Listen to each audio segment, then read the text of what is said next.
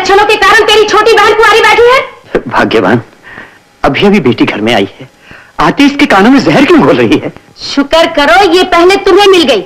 अगर मैं दरवाजे पर होती तो मिट्टी का तेल छिड़क कर इसे आग न लगा देती। जरा आराम से सुन, इसकी शादी हो रही है और ये तो हमें शहर ले जाने के लिए आई है। पता है इसकी शादी किससे हो रही है? एक करोड़पति के पोते से।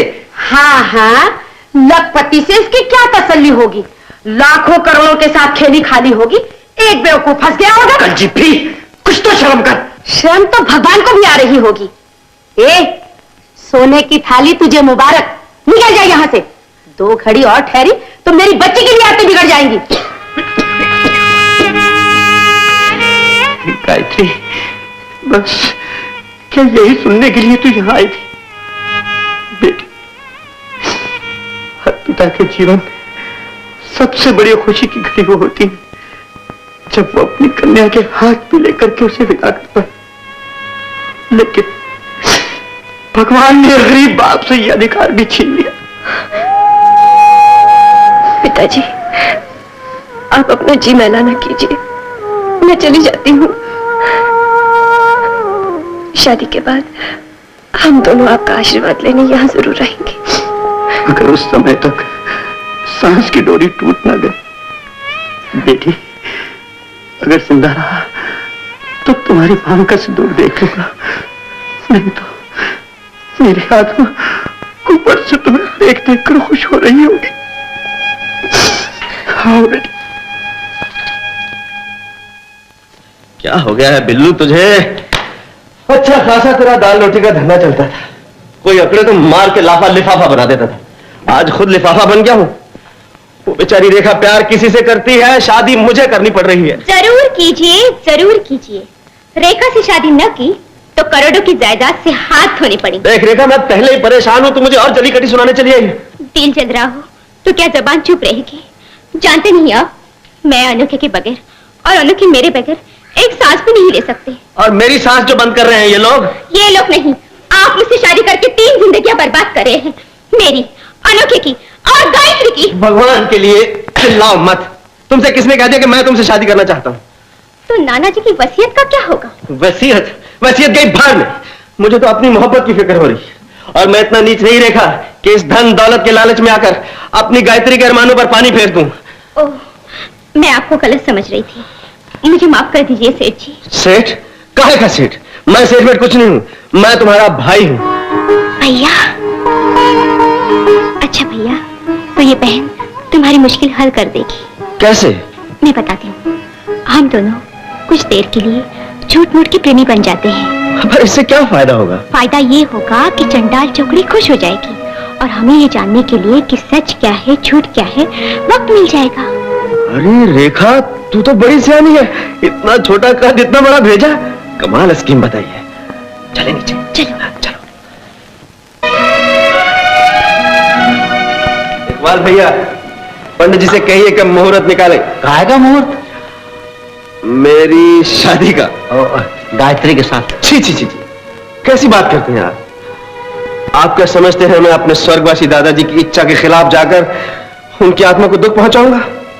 बिल्कुल नहीं। मैंने तय कर लिया है कि शादी करूंगा तो रेखा रानी के साथ। नहीं भैया, अब शादी दीदी के साथ करेंगे। तुम चुप रहो मानो। अगर तुम हमारी दीदी के साथ शादी नहीं करोगे हम खाना पीना छोड़ देंगे। तुम भी चुप रहो शानो। क्यों चुप रहे? अगर तुम लोग चुप नहीं रहे तो मैं तुम्हारी जुबान खींच लूंगा। बड़ों की बातों में दखल नहीं देते। जाओ जाओ यहाँ से, जाओ।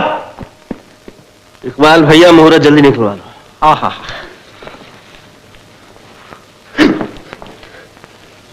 लेकिन बेटा, वो तुम्हारी सेक्रेटरी का क्या होगा? छी, चाची तुम उस नर्स की बात कर रही हो? उसे तो मैंने अपनी शानो मानो रानो के लिए आया बनाकर रखा हुआ है। कौन जाने किस घर की है, चाल चलन कैसा है, और फिर मैं क्या हर किसी राह चलती लड़की को अपने गले का हार बना लूंगा? हाँ, श्रीमान जी, बहन जी की बात का बुरा ना मनाइए। असल में छालिया खा खा के इन्हें माली खोलिया हो गया। इकबाल भैया, औरत का दर्द औरत ही जानती है। बेचारी गायत्री गरीब सही, लेकिन आस तो लगाए बैठी है कि एक दिन इस घर की मालकिन बनेगी, वरना मुझे क्या पड़ी है? चाची, कोई घर बैठे बिठाए अपने आप को रानी समझने लगे तो उसमें मेरा क्या कसूर? गायत्री मुझे यूं ही मिल गई थी, मैंने कौन सी उसकी जन्म पत्री देखी है? अगर जरा चूचना करेगी तो 5-10 हजार रुपए देके उसे उसके गांव भेज दूंगा। जियो श्रीमान जी, जुग जुग जियो। भाई बरसुरदास, मैं तुम्हें अपना दामाद कह सकता हूँ? बिल्कुल। सुनो, अब जब तुमने रेखा के साथ शादी का फैसला कर ही लिया है तो भाई जाओ जरा घूमो फिरो, एक दूसरे को समझ लो तो बस गृहस्थ में बड़ा आनंद प्राप्त होगा। बेटी आओ रेखा रानी, आओ। इकबाल भैया, मैं कहती हूँ मुझसे धोखा किया गया है, मेरी आंखों में धूल डाली गई है। तुमने कहा था कि रेखा की शादी अनोखे से होगी, तुमने ये भी कहा था कि बलराज गायत्री के लिए लुट जाएगा, कुर्बान हो जाएगा, लेकिन अब ऐसा पलट गया है। बहन सुना तो आपने भी होगा, देने वाला जब भी देता पूरा छप्पर फाड़ के देता। समझ गई, तुम्हारे मन में तो लड्डू फूट रहे हैं, करोड़पति के ससुर जो बन रहे हो, लेकिन याद रखना मेरी आहें भी उस मुए को लगेगी, जवानी की मौत मरेगा। बहन जी, ताव में आकर इतने बड़े आदमी को गाली तो मत दीजिए। अच्छा, तो वो कल की दाल रोटी बेचने वाला आज तुम्हारी नजर में बड़ा आदमी बन गया, क्योंकि वो तुम्हारा जवाई बन रहा है ना। लेकिन याद रखना, मैं भी सारा भांडा फोड़ दूंगी, आखिर वसीयत तो नकली है ना। बहन जी जरा आहिस्ता बोलो, मुझे कैद होगी तो मेरे साथ आपको भी होगी, खन्ना साहब को भी होगी, पंडित जी को भी होगी। मेरा कहा मानो तो बलराज की शादी रेखा के साथ बहुत शांति के साथ हो जाने दो। शादी के बाद मैं तुम्हारा तीसरा हिस्सा धर्म ईमान से तुम्हारे हवाले कर दूंगा, और ये भी देखूंगा कि अनोखे की शादी किसी बहुत बड़े घराने में हो जाए। हाय राम, अब ये बूर के लड्डू न खाने के न छोड़ने के। दो मुझे पेन दो और मुझे लिख दो। अच्छा बहन जी, जो जी मैं लिखवा लीजिए। लिखो, दुर्गा दास की 3 कोठियों में से एक कोठी मेरी। कोठी मेरी, हाँ लिख दिया जी। लिखो, मिल में तीसरा हिस्सा मेरे अनोखे का होगा। ये भी लिख दिया जी। इसी तरह हीरे जेवरात चांदी के बर्तनों में तीसरा हिस्सा मुझे दोगे। मुझे दोगे, लिख दिया।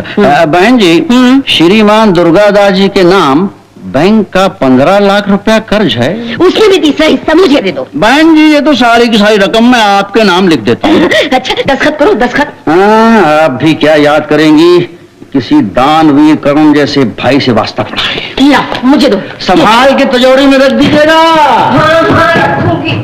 ओ मंगल जी साहब, तू कब आया? 10-15 मिनट हो गए साहब।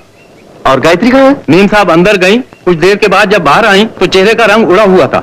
मैंने पूछा आप पैदल क्यों जा रही हैं, गाड़ी हाजिर है। तो मीम साहब ने गुस्से से कहा कि गाड़ी तुम्हारे साहब को मुबारक हो, उनसे कह देना शानो मानो रानो की आया चली गई। झूठ मूठ का जो नाटक हम खेल रहे थे, कहीं गायत्री ने देख तो नहीं लिया?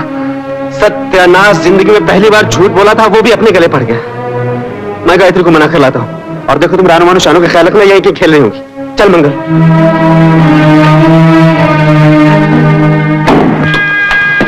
आया। अंकल हमें दीदी के पास ले चलो। बच्चों ये तुम्हारे दीदी का नया घर है, यहीं बैठो और ये लो लॉलीपॉप खाओ।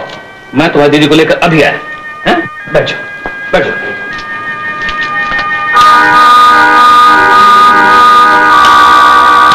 Yes boss. देखो यहाँ 3 प्यारी प्यारी बच्चियां बैठी हैं, इनका ख्याल रखना। Okay boss.